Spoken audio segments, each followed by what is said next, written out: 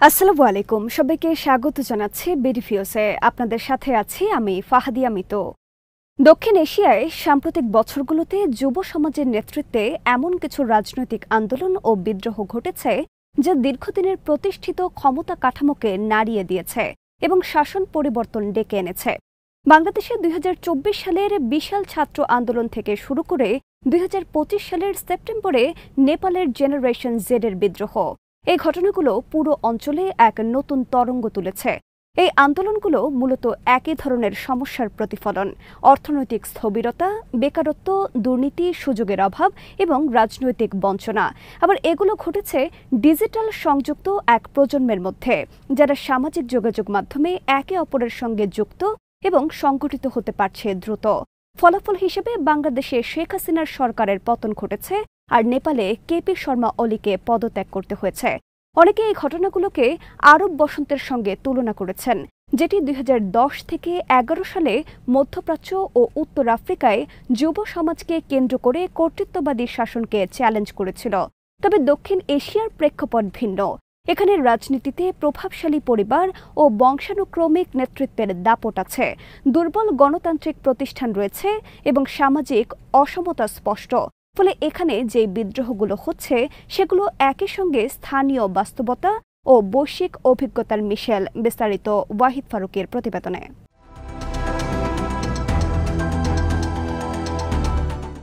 ২০২৪ সালের জুলাই মাসে বাংলাদেশে ইতিহাসের অন্যতম বড় ছাত্র বিদ্রোহ শুরু হয়। প্রাথমিকভাবে আন্দোলনের দাবি ছিল ৩০% সরকারি চাকরির কোটা বাতিল করা, যা মুক্তিযোদ্ধা পরিবারের সন্তানদের জন্য সংরক্ষিত ছিল।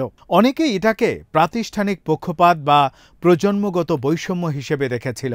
তবে অল্প সময়ে আন্দোলনটি কোটা ইস্যুর গণ্ডি ছাড়িয়ে শেখ হাসিনা সরকার বিরোধী সর্বাত্মক বিদ্রোহে রূপ নেয়। আওয়ামী লীগ টানা ১ দশকেরও বেশি সময় ধরে ক্ষমতায় ছিল। বিরোধী শক্তি বিএনপিকে প্রায় নিষ্ক্রিয় করে রেখেছিল। ফলে তরুণদের ক্ষোভ সরাসরি শেখ হাসিনা ও তার দলের বিরুদ্ধে গিয়ে পড়ে।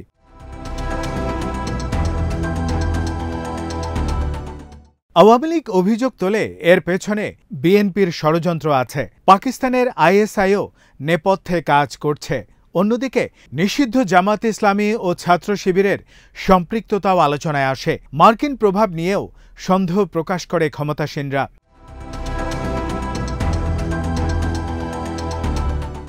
কিন্তু এসব অভিযোগ সত্ত্বেও আন্দোলনের ব্যাপ্তি কমেনি। হাজারো শিক্ষার্থী ও যুবক গ্রাম শহর জুড়ে রাস্তায় নেমে আসে। দমন-পীড়নে সহস্রাধিক মানুষের প্রাণহানি ঘটলেও আন্দোলনের গতি কমেনি। শেষ পর্যন্ত শেখ হাসিনাকে পালিয়ে যেতে হয়। এই আন্দোলনের একটি বৈশিষ্ট্য ছিল, এর লক্ষ্য ছিল অত্যন্ত নির্দিষ্ট। এটি পুরো রাজনৈতিক ব্যবস্থাকে নয়, বরং প্রধানত আওয়ামী লীগ ও শেখ হাসিনাকে নিশানা করেছিল। কারণ তরুণদের কাছে আর কোনো শক্তিশালী বিরোধী দল দৃশ্যমান ছিল না।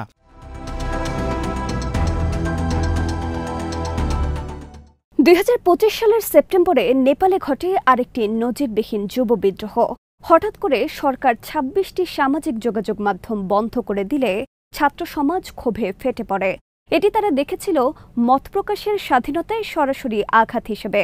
জেনারেশন জেড তরুণরা টিকটক, ভিপিএন এবং এনক্রিপ্টেড মেসেজিং অ্যাপ ব্যবহার করে দ্রুত সংগঠিত হয়ে পড়ে।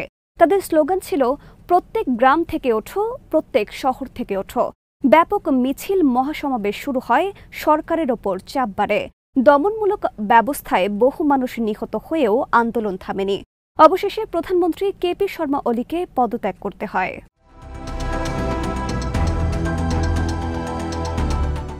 বাংলাদেশের তুলনায় নেপালের আন্দোলন ছিল আরও বিস্তৃত রাজনৈতিক ব্যবস্থার বিরুদ্ধে। এখানে লক্ষ্য ছিল শুধু এক নেতা নয়, বরং দুর্নীতিগ্রস্ত, অকার্যকর ও কর্তৃত্ববাদী শাসন কাঠামো।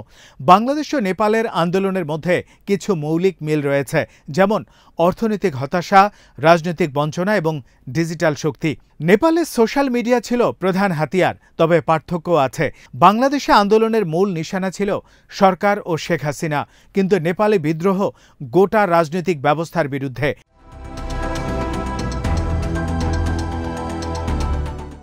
শেখ হাসিনার পতনের ১ বছর পরও বাংলাদেশের অর্থনৈতিক সমস্যা থেকে যায়।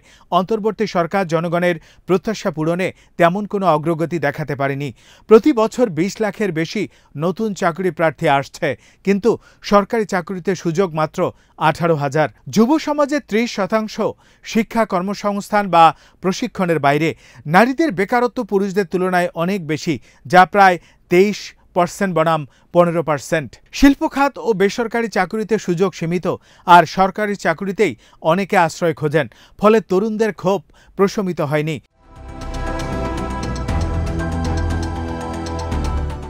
অন্যদিকে নেপালের অর্থনীতি বাংলাদেশ থেকেও দুর্বল। যুব বেকারত্ব ২০%-এর উপর, তাই লাখ লাখ তরুণ বিদেশে চলে যায়। রেমিটেন্স নেপালের জিডিপির ১/৩ বেশি, কিন্তু এগুলো সাধারণত কম মজুরের কাজ, যা তরুণদের দীর্ঘমেয়াদী ভবিষ্যৎ গড়তে সাহায্য করে না। নেপালের আন্দোলন তাই শুধু রাজনৈতিক নয়, অর্থনৈতিক হতাশার ফল। তবে অলির পদত্যাগের পরও ভবিষ্যৎ অনিশ্চিত।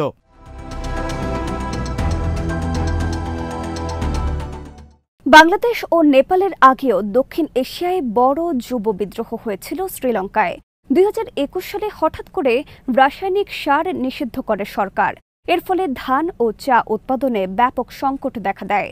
এটি একদিকে গ্রামীণ অর্থনীতি ধসিয়ে দেয়, অন্যদিকে সরকারের প্রতি আস্থা ভেঙে দেয়। ফলে দুর্নীতি ও স্বজনপ্রীতির বিরুদ্ধে তীব্র ক্ষোভ তৈরি হয়। ২০২২ সালে আড়া গালায়া নামে পরিচিত গণ আন্দোলন প্রেসিডেন্ট গোটাবায়া রাজা পাকসেকে ক্ষমতা ছাড়তে বাধ্য করে। ২০২৪ সালে নির্বাচনে নতুন সরকার আসে।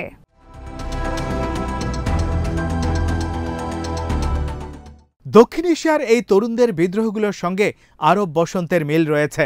এই আন্দোলনগুলোর প্রধান চালিকা শক্তি মূলত বেকারত্ব, দুর্নীতি, কর্তৃত্ববাদ।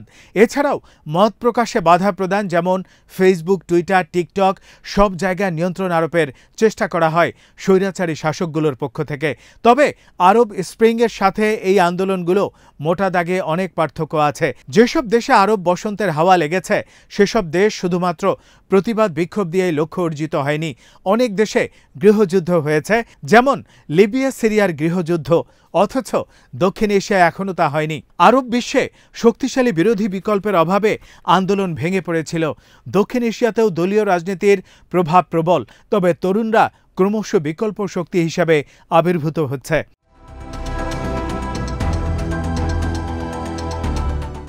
তবে শ্রীলঙ্কা, বাংলাদেশ, নেপালের পর এবার কার পালা? অনেকেই মনে করছেন এবারের পালা হচ্ছে ভারতের। ভারতের হিন্দুত্ববাদী মোদী সরকার ক্রমেই কর্তৃত্ববাদী হয়ে উঠছে।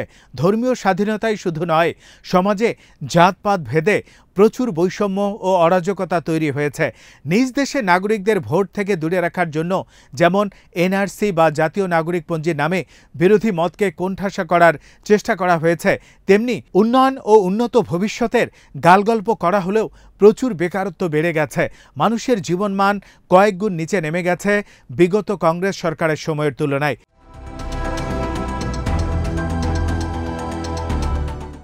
আসলে নরেন্দ্র মোদীর হিন্দুত্ববাদী সরকার হিন্দু জনজোয়ার সৃষ্টি করে ক্ষমতায় আসলেও দলবাজি ও দুর্নীতির কারণে দেশকে সামনে এগিয়ে নেয়ার প্রতিটি প্রচেষ্টা বারবার বাধাগ্রস্ত হয়েছে। পার্শ্ববর্তী প্রতিটি দেশের সাথে সমতা ও সহযোগীর ভূমিকায় না থেকে বড় ভাই সুলভ আচরণের কারণে প্রত্যেকটি দেশ থেকে ভারতকে অনেকটা বিতাড়িত হতে হয়েছে।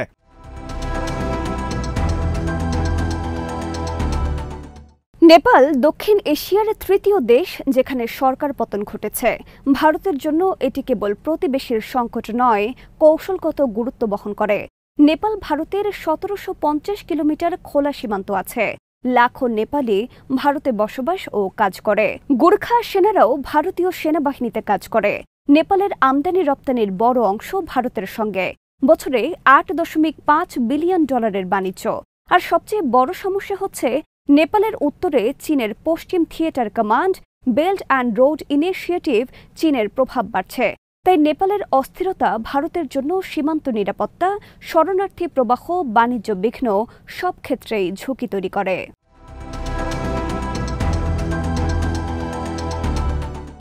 ভারতের উচিত সক্রিয় কূটনীতি ও জনসম্পর্ক বাড়ানো। শুধু রাজনৈতিক নেতাদের সঙ্গে নয়, নেপালের তরুণ প্রজন্মের সঙ্গে সম্পর্ক জোরদার করা জরুরি।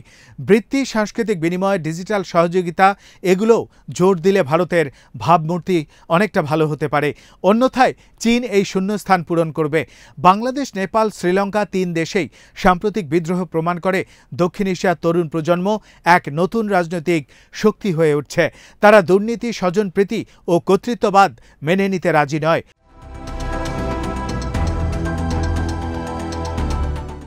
অর্থনৈতিক সুযোগের অভাবে ও সামাজিক বঞ্চনা তাদের রাস্তায় নামতে বাধ্য করেছে। ডিজিটাল যুগে তারা আগের চেয়ে বেশি সংগঠিত ও দৃঢ় প্রতিজ্ঞ। এই বিদ্রোহগুলো সাময়িকভাবে সরকার বদলালেও দীর্ঘমেয়াদে রাজনৈতিক সংস্কার, কর্মসংস্থান সৃষ্টি এবং ন্যায়সঙ্গত শাসন ব্যবস্থা প্রতিষ্ঠা না হলে ক্ষোভ আবার বিস্ফোরিত হবে। ভারতের জন্য বার্তাটি স্পষ্ট। প্রতিবেশী দেশগুলোর এই অস্থিরতা শুধু তাদের অভ্যন্তরীণ বিষয় নয়, বরং আঞ্চলিক স্থিতিশীলতার সঙ্গে জড়িত। ভারতের কৌশলগত স্বার্থ রক্ষা করতে হলে তরুণ প্রজন্মের আকাঙ্ক্ষা ও সমস্যাকে গুরুত্ব দিয়ে তাদের পাশে দাঁড়াতে হবে।